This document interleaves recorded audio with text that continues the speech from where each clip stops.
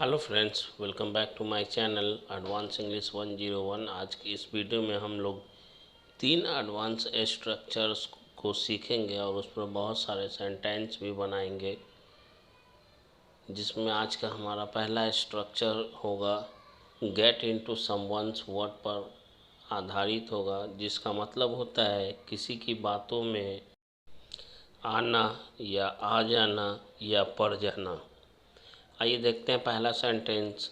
हम लोगों को किसी की बातों में नहीं आना चाहिए। We should not get in to someone's words. तुम उसकी बातों में कैसे आ गए? How did you get in to his words? कम से कम एट लीस्ट तुम्हें एक बार मुझसे ज़रूर पूछना चाहिए था। You must have asked me once again.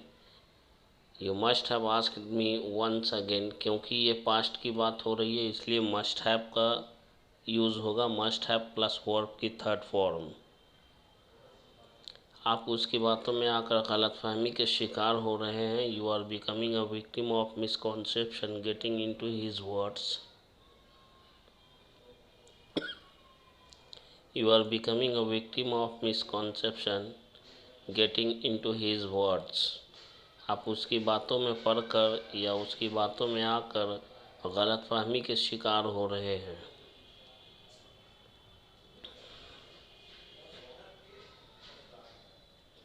उसकी बातों में आकर मैंने मुसीबत को गले लगा लिया। I invited trouble getting into his words. I invited trouble getting into his words. Invite trouble का मतलब होता है मुसीबत गले पड़ना। आपके माता पिता को उनकी बातों में आकर ऐसा नहीं करना चाहिए था। Your parents should not have done this getting into his words. Your parents should not have done this getting into his words. करना चाहिए था तो इसके लिए स्ट्रक्चर है, पास्ट की बात है, should have plus V3। Your parents should not have done this getting into his words. हमें किसी के बातों में आकर कोई भी गलत कदम उठाने से पहले उसके अंजाम और अपने परिवार के बारे में एक बार ज़रूर सोचना चाहिए। वी मस्ट थिंक वंस, हमें एक बार ज़रूर सोचना चाहिए। About the consequence and our families, उसके अंजाम और अपने परिवार के बारे में। Before taking any wrong step, कोई भी गलत कदम उठाने से पहले। गेटिंग इनटू समवन्स वर्ड, किसी की बातों में पढ़कर। We must think once about the consequence and our families before taking any wrong step, getting into someone's words. अगर आप किसी की बातों में आकर अपने बेटों या अपनों पर विश्वास करना छोड़ देते हैं, if you stop believing in your sons or your loved ones, getting into someone's word, then it's not good for you. ये आपके लिए अच्छी बात नहीं है, या ये आपके लिए अच्छा नहीं है।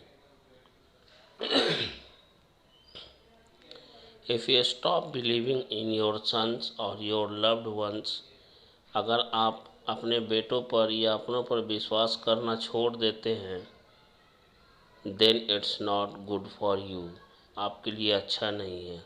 अगर आप किसी की बातों में आकर अपने माता पिता की बातों को अनसुना करते हैं, if you ignore the words of your parents getting into someone's word, then one day, तब एक दिन, you may have to repent or regret, तब एक दिन आपको पछताना पड़ सकता है। may have to plus verb की फर्स्ट फॉर्म का मतलब होता है कोई काम करना पड़ सकता है। If you ignore the words of your parents getting into someone's word, then one day you may have to repent or regret. Most या at the most, जिसका मतलब होता है ज़्यादा से ज़्यादा। स्ट्रक्चर की बात करें तो at the most plus sentence या sentence plus at the most। आइए देखते हैं इसका पहला सेंटेंस। ज़्यादा से ज़्यादा मैं तुम्हें कुछ रुपए से मदद कर सकता हूँ। At the most, I can help you with some money. At the most, I can help you with some money.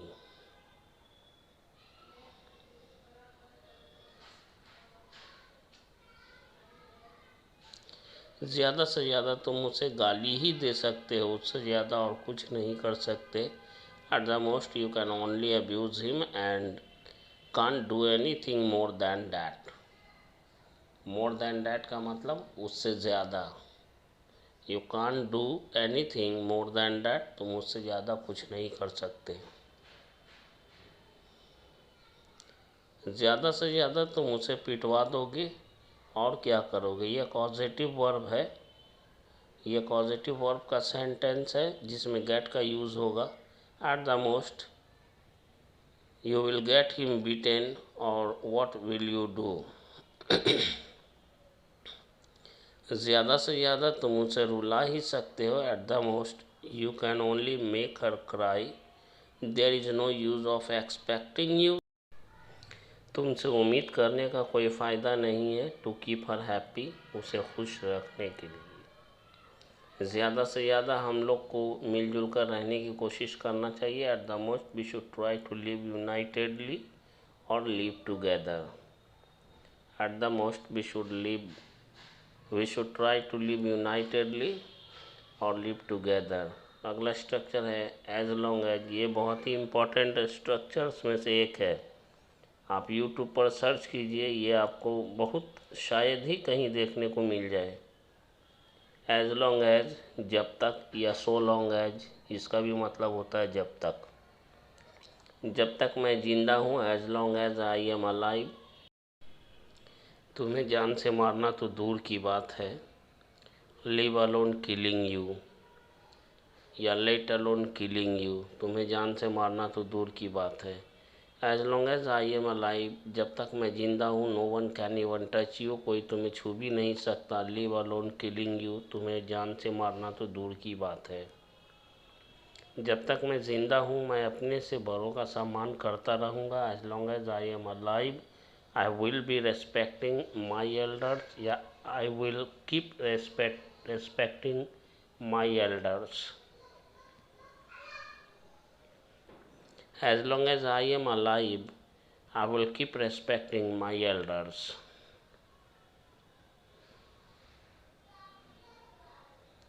जब तक खुश रहेंगे, आपको मुस्कुराता हुआ देखकर मैं भी खुश रहने की कोशिश करता रहूँगा। As long as you will be happy, जब तक आप खुश रहेंगे, I will also be trying to be happy seeing you smiling. आपको मुस्कुराता हुआ देखकर मैं भी खुश रहने की कोशिश करता रहूँगा। As long as you will be happy, I will also be trying to be happy seeing your smile. Seeing you smiling, आपको मुस्कुराता हुआ देखकर। Seeing you smiling का मतलब यहाँ पे हुआ आपको मुस्कुराता हुआ देखकर। मेरे लिए मेरे माता पिता भगवान से कम नहीं है। For me, my parents are no less than God. So as long as, इसलिए as long as I will be alive, जब तक मैं जिंदा रहूँगा या जीवित रहूँगा, I will keep worshipping my parents, मैं अपने माता पिता की पूजा करता रहूँगा। एज वेल एज गॉड, भगवान के साथ साथ। एक बार फिर से देखते हैं। For me my parents are no less than God, so as long as I will be alive I will keep worshipping my parents as well as God. मेरे लिए मेरे माता पिता भगवान से कम नहीं है, इसलिए जब तक मैं जीवित हूँ, मैं अपने माता पिता के साथ साथ भगवान की भी पूजा करता रहूँगा। जब तक ये धरती रहेगी, ये आसमान रहेगा, तब तक मेरे देश का नाम रहेगा। As long as there will be the existence of this earth and this sky, the name of my country will be remembered. As long as there will be the existence of this earth and this sky, the name of my country will be remembered.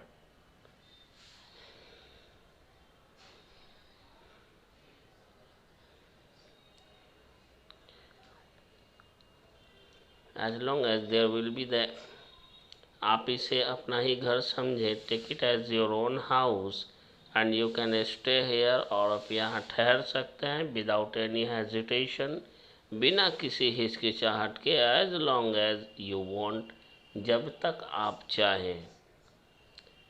Take it as your own house and you can stay here, इसे अपना ही घर समझें और आप यहाँ ठहर सकते हैं, विदाउट एनी हेजिटेशन, बिना किसी हिचकिचाहट के, as long as you want, आप जब तक चाहें। जब तक हम लोग कड़ी मेहनत करते रहेंगे, सफलता हमारे कदमों को चूमती रहेगी। As long as we will be working hard, या we will keep working hard, success will welcome our steps. सफलता हमारे कदमों का स्वागत करेगी, या सफलता हमारे कदमों को चूमती रहेगी। As long as we will keep working hard, success will welcome our steps.